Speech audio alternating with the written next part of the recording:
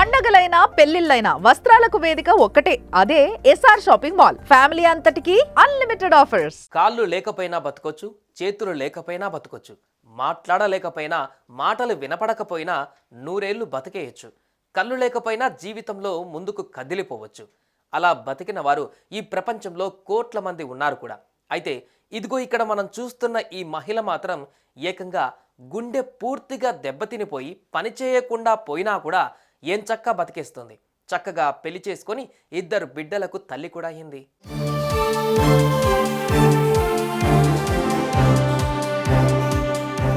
చక్కటి చిరునవ్వుతో ఫోటోకు ఫోజ్ ఇస్తున్న సెల్వా హుస్సేన్ అనే 39 ఏళ్ల మహిళ బ్రిటన్లో నివసిస్తుంది. గుండె పూర్తిగా చెడిపోయి మృత్యువుకు 3 అంగుళాల దూరంలో నిలిచిన ఈమెకు వైద్యులు కృత్రిమ గుండెను అమర్చారు.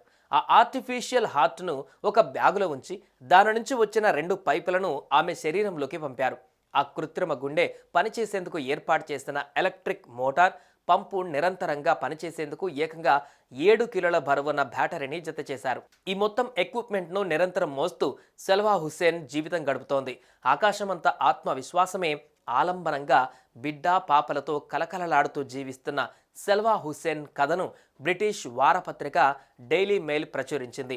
చిన్న చిన్న సమస్యలకే కలవరపడి జీవితాలను కడతేర్చుకుంటున్న వారు ఈ మహిళ జీవన యానం ఓ సందేశం అంటే కాదనగలమా?